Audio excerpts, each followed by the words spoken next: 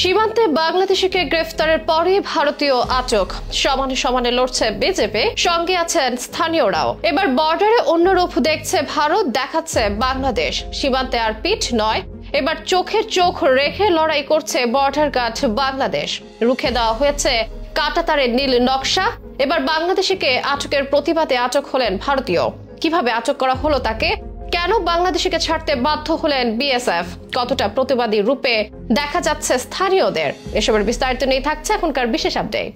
বাংলাদেশ ভারত সীমান্তে উত্তেজনা যেন থামছেই না। কয়েক বছর আগেও যেখানে একতরফা সীমান্ত হত্যা ছিল সাধারণ ঘটনা, সেখানে এখন দৃশ্যপট বদলে গেছে। আর সীমান্তের সাধারণ মানুষও এখন আর আগের মতো থাকছে না, চুপ হয়ে উঠছে প্রতিবাদে। 5 আগস্টের পর থেকে উত্তপ্ত ভারত বাংলাদেশ বর্ডার, সেই উত্তেজনার কমাতো দূরে থাক, সময়ের সাথে যেন পাল্লা দিয়ে বাড়ছে।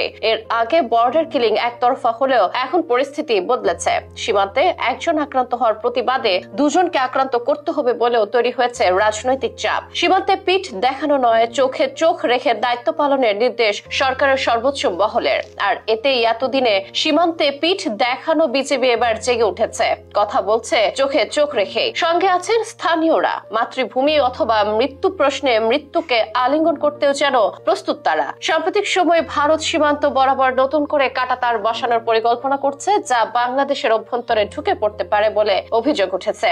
এ নিয়ে বিভিন্ন এলাকায় উত্তেজনা তৈরি হয়েছে। বিজেপি আর গ্রামবাসীর বাধায় কাঁটাতার স্থাপনে পিছু হটতে বাধ্য হয়েছে বিএসএফ। সীমান্তের এই টানাপোড়েনের মধ্যেই এবার ঘটে গেল এক অবাক করা ঘটনা, যা বোঝাচ্ছে বাংলাদেশিরা যে আর আগের মতো নীরব দর্শক নয়, তা যেন ভালোভাবে বুঝতে পারছে ভারতীয় বিএসএফ। যা উঠে এসেছে শুক্রবারের ঘটনায়। দিনাজপুরের বিরল উপজেলার দীপনগর গ্রাম। এদিন সীমান্তের কাছেই মাঠে কৃষিকাজ করছিলেন বাংলাদেশি তরুণ মোহাম্মদ আলামিন। হঠাৎই ভারতীয় সীমান্তরক্ষী বাহিনী বিএসএফ 6 জন সদস্য এগিয়ে এসে তাকে মারধর করে এবং জোরপূর্বক ভারতের ভেতরে টেনে নিয়ে যায়। ঘটনাটি দ্রুত ছড়িয়ে পড়ে এলাকায়, আর এতেই ফুঁসে ওঠেন স্থানীয়রা।